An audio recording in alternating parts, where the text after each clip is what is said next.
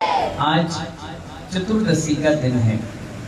कौन सा दिन है संजय भैया, मामा बाजार? कौन सा दिन है आज? चतुर्दशी का दिन है। अष्टमी और चतुर्दशी ऐसी तिथि है जो जोशी कहते हैं खाली तिथि होती है। कैसी होती है? खाली तिथि। इस दिन कोई भी नया काम प्रारंभ नहीं किया जाता। आपको लगता होगा कि चौदस अच्छी है, अष्टमी अच्छी है, काम प्रारंभ कर ले। इस दिन काम एक ही होता है, त्याग तपस्या। क्या होता है? छोड़ने का। रसों का त्याग करो, उपवास करो, जितना हो सके मंदिर में बैठकर अपनी आत्मा के बारे में चिंतन करो, सिर्फ अष्टमी और चौदस को। लेकिन अगर इस दिन शनिवार पड़ जाए, कैलाश चंद जी, अगर शनिवार का दिन पड़ जाए, इस दिन चौदस को या चौथ को या नवमी को, तो जो साचार कहते हैं सर्वार सिद्धि योग बैठ जाता है। आंख बंद करके काम कर लीजिए। ये तिथियों का अपने आप में महत्वपूर्णता बताई गई है। आज चौदस है लेकिन शनिवार नहीं है, रविवार है। क्या है आज? टेबल बढ़ाओ। रविवार है और चौदस के दिन वैसे हम लोग 3 टाइम प्रतिक्रमण करते हैं। कितने समय करते हैं?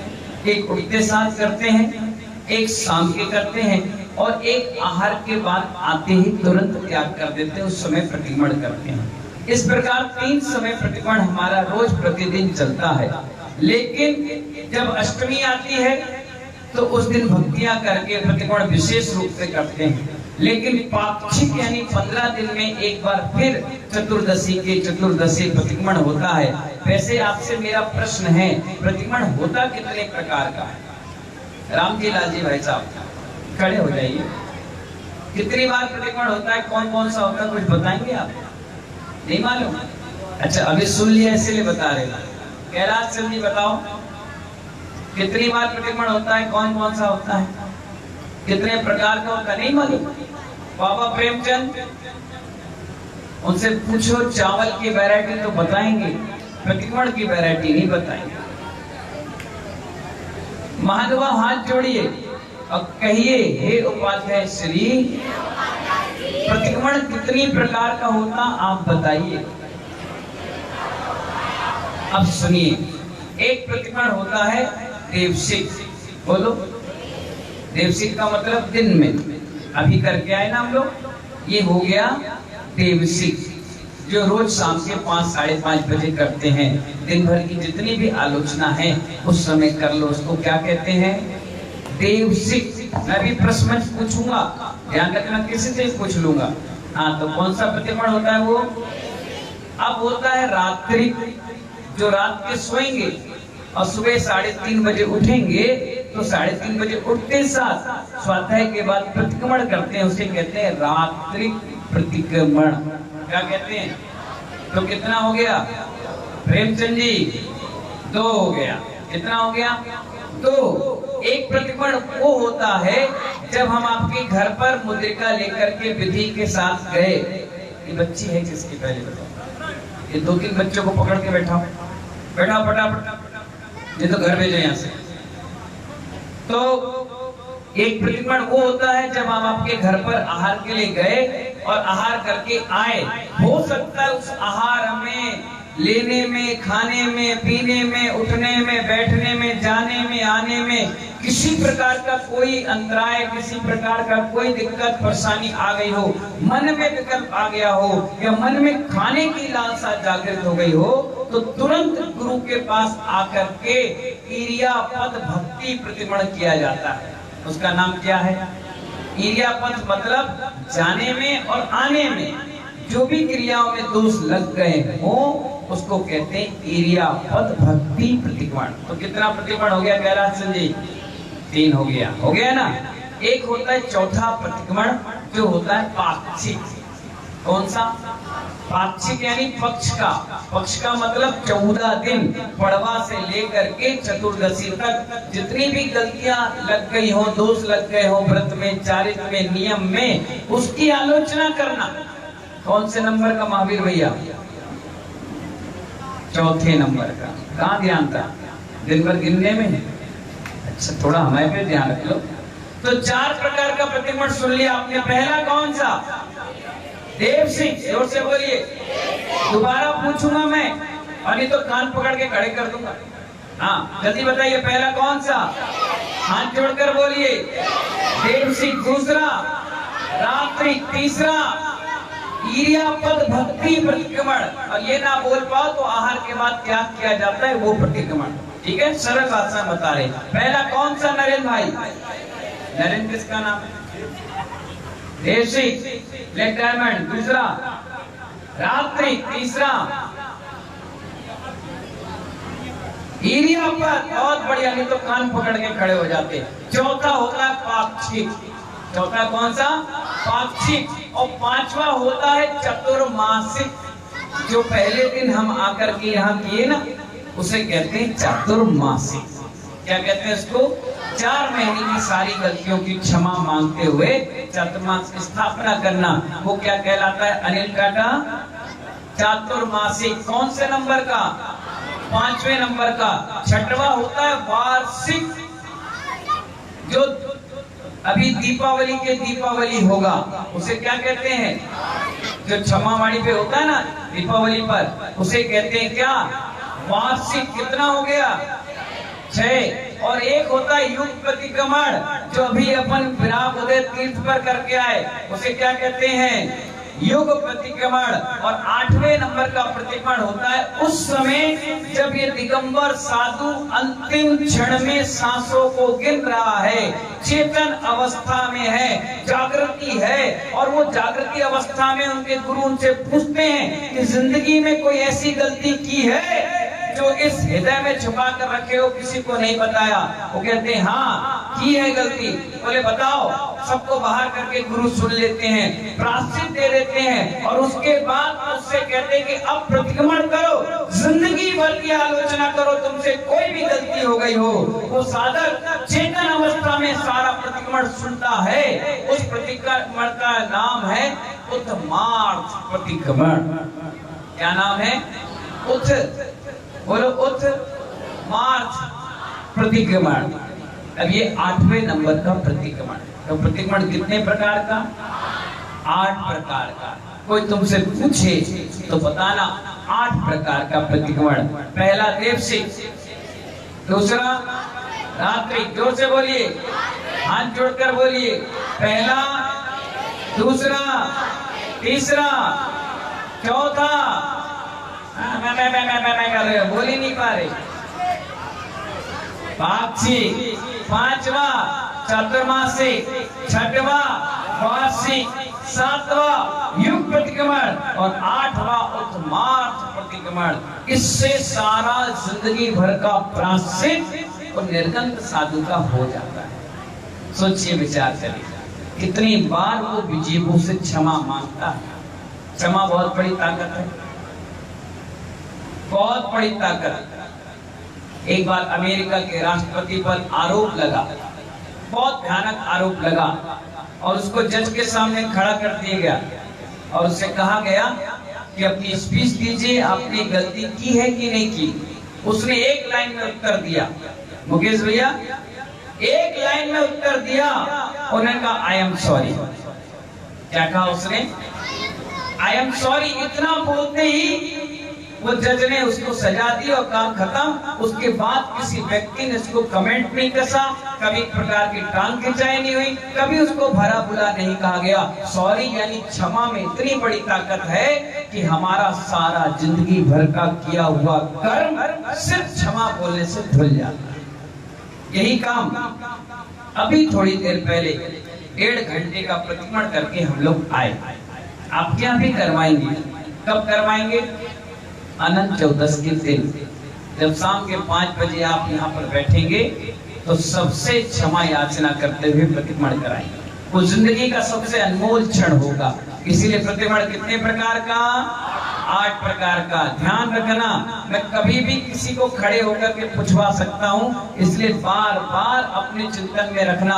रात्रिक, देवसिक, क्रियापद, चतुर्मासिक, वार्षिक, पाक्षिक, युगप्रतिक्रमण और उत्तमार्ग प्रतिक्रमण, इस प्रकार से 8 प्रकार का प्रतिक्रमण होता है। एक प्रतिक्रमण और होता है, कौन सा? गलती करो और क्षमा मांगो। वो तुम्हारे पंचम काल का प्रतिक्रमण है। कैसा? जेठानी से लड़ मरो, बाद में पैर पड़ो और मुंह बनाकर क्षमा। क्या कहा आपने? क्षमा। ऐसे मुंह टेढ़ा करके क्षमा नहीं होता। हृदय से हृदय मिलना चाहिए। प्रेम की गांठें, जो राग देश की गांठें बंध गई है, उसको खुलना चाहिए, तब जाकर किसी क्षमा मांगो तो क्षमा होती है। आज चतुर्दशी का दिन है। आज अपन सभी लोगों ने प्रतिक्रमण किया, किसी ने आलोचना पाठ पढ़ी, किसी ने प्रतिक्रमण किया। बहुत हल्कापन लगता है। महाराज ने हमने महाराज से उत्तम क्षमा बोली, जबकि हम दोनों गलती करते नहीं है, फिर भी क्षमा मांगते हैं। क्यों? क्योंकि क्षमा बड़ों का आभूषण है। किसका? हाँ, जो क्षमा मांगता है वो बड़ा नहीं होता, जो क्षमा करता है वो बड़ा। क्योंकि क्षमा मांगना तो इजीली है, आप एक मैसेज लिखकर भेज दो तो क्षमा, उससे क्या होता है। लेकिन सामने वाला आपकी उस मैसेज को रिप्लाई तो करे, वो रिप्लाई करता नहीं है। क्योंकि क्षमा मांगना वीरों का काम है और क्षमा देना महावीरों का काम। इसलिए महावीर बनना है तो क्षमा देना सीखना चाहिए। आज हम सभी लोग ने खम्मा मी सब जीवा नाम प्रतिक्रमण किया और अपनी आलोचना की कि हे प्रभु, हमसे कोई अपराध हो गया हो भूल से, किसी का दिल दुखा दिया हो भूल से, जान में अनजाने में, तो हमें क्षमा करना। इन्हीं भावनाओं के साथ आज चतुर्दशी है। आज दोनों मुनिराज का उपवास है। क्या है? और कितने अच्छे से बैठे हैं, देखो। कभी लग रहा है तुम्हें चेहरे पे, गए रे उपास है, मर गए, हाय तबा, पानी लगाओ रे, अरे कल सुबह की तैयारी करो, कहाँ चौका लगेगा, अरे क्या बनेगा, अरे हाथ पैर दबाओ रे, उदम मचाओ रे। ये कुछ देखा?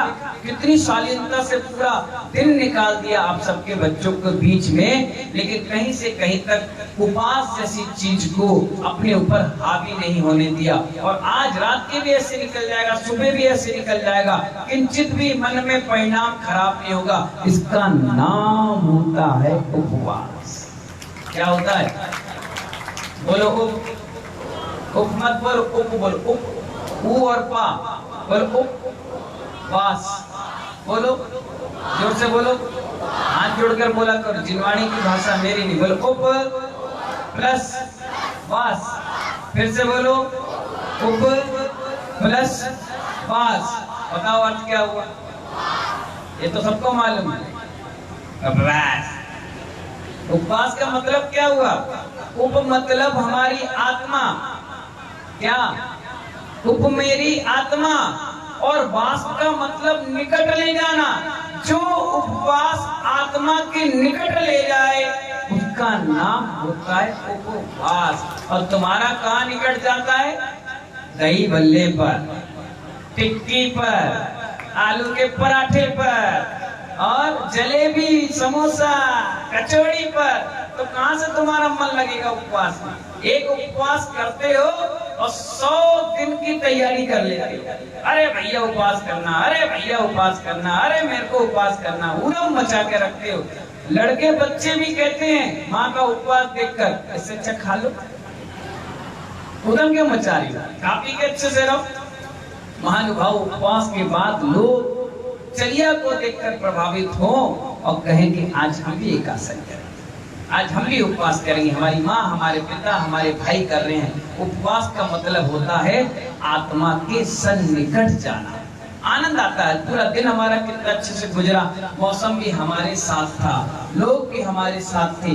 कितने छोटे छोटे बच्चे आज बाल संस्कार शिविर में आए। कभी डबरा में 250 बच्चे दोपहर के 2 बजे इस पंडाल में इकट्ठे नहीं हुए। आप देखिए, यही तो वर्षा योग का चमत्कार है कि मैं जब बुला रहा हूँ पब्लिक दौड़े दौड़े चली आ रही है, भागे भागे चली आ रही है। ना संडे, ना मंडे, ना ट्यूसडे।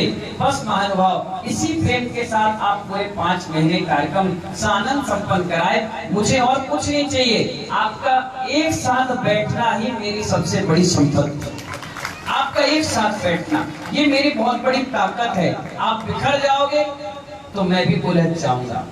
मुझे सुलझाना है तो आपको एक मुट्ठी मजबूती के साथ कार्य करना है। और यही मजबूती आज कितना अच्छा लग रहा था, पांचों मंदिर की समाज के बच्चे एक साथ बैठे थे। वो ये नहीं पूछ रहे थे कि तू जायसवाल है, वो ये नहीं पूछ रहे थे तू परैया है, वो ये नहीं पूछ रहे थे कि तू परवार है, वो ये नहीं पूछ रहे थे तू अग्रवाल है, वो ये नहीं पूछ रहे थे तू खंडेलवाल है। वो कह रहा था तू जैन और मैं भी जैन। ये विचार जब आपके बच्चों के अंदर आ गए हैं तो महानुभाव बड़ों के अंदर भी आना चाहिए। यही तो संस्कार में वर्षा योग है, आरोप में वर्षा योग है कि मेरे साथ साथ आपके बच्चे सीखें कि हम एक छतरी एक पंडाल में कैसे एक मजबूती के साथ रहते हैं। इन्हीं मंगल भावना के साथ सभी को बहुत बहुत आशीर्वाद। आज चतुर्दशी है, बहुत सारी जापें अपन को करना है, अनुष्ठान करना है, पढ़ाई लिखाई करना है, स्वाध्याय करना है। कल सुबह फिर 6:30 बजे अपनी 3 क्लास में बैठेंगे। कल भगवान के 34 अतिशय के बारे में पढ़ेंगे। लोग अतिशय बताते हैं, चमत्कार बताते हैं, आखिर चमत्कार और अतिशय होता क्या है, इस बारे में कल सुबह पढ़ेंगे। क्योंकि आज 16 कारण भावनाएं कंप्लीट हो गई। कैसे 16 कारण भावना भाई जाती है, कैसे तीर्थंकर बना जाता है, क्यों बना जाता है, कौन बनता है, ये सब चीजें आज हमने पढ़ा दी। अब कल पढ़ाएंगे 34 अतिशय के बारे में। और कल सुबह 7:05 पे हमारी क्लास समाप्त और सीधे हम वहां से चंदा प्रभु मंदिर पहुंचेंगे। आज पानी गिर गया, चतुर्दशी थी, प्रतिगमन भक्तियां थी, इसलिए जाने पाए। कल 7:05 पे यहाँ से निकल जाएंगे सीधे चंदा प्रभु मंदिर, वहीं अभिषेक शांति धारा के बाद यहाँ वापस आएंगे। इन्हीं मंगल भावना के साथ जय बोले महावीर भगवान की।